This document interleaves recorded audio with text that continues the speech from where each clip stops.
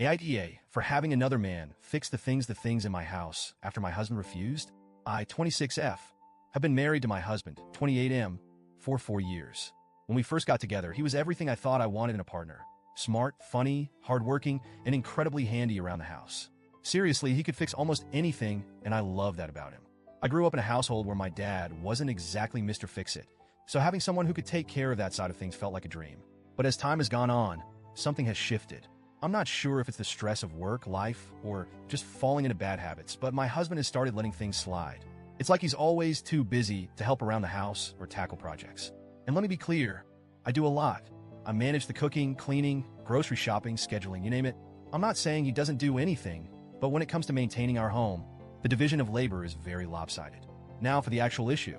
Over the past year, yes, an entire year, I've been asking my husband to do a few specific things in our apartment. First, we needed to replace our ancient refrigerator. It was loud, inefficient, and barely keeping our food cold. My sister generously gifted me a beautiful Smeg refrigerator for my birthday last year, but it's been sitting in the corner, still in its packaging, because my husband never got around to swapping it out.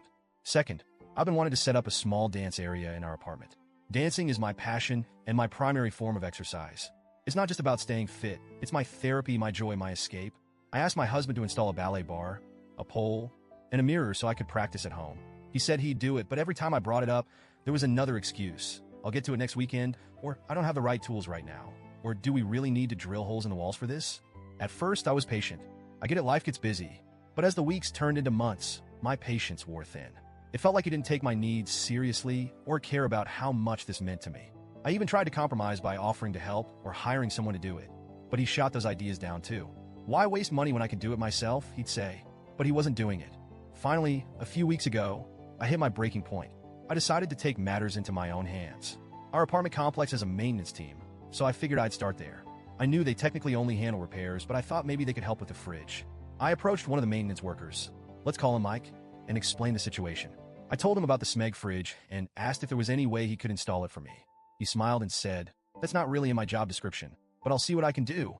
Honestly, I nearly cried from relief. Mike came over the next day while my husband was at work. He not only swapped out the old fridge, but also organized everything inside the new one.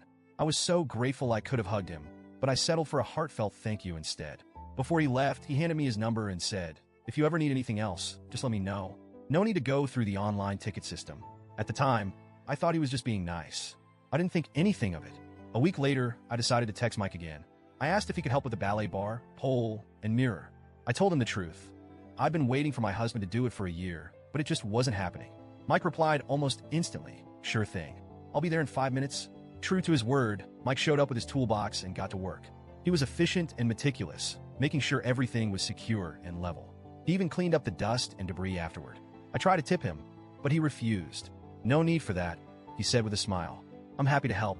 I felt such a wave of relief and gratitude. Finally, I had the space I'd been dreaming of, and I didn't have to beg or nag anyone for it. But then my husband came home. The first thing he noticed was the fridge. "When did this happen?" he asked, his tone sharp.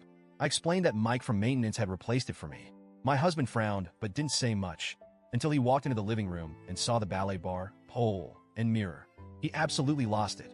"Who the hell did this?" he demanded. When I told him it was Mike, his face turned red with anger. "You had another man in our house? While I wasn't here?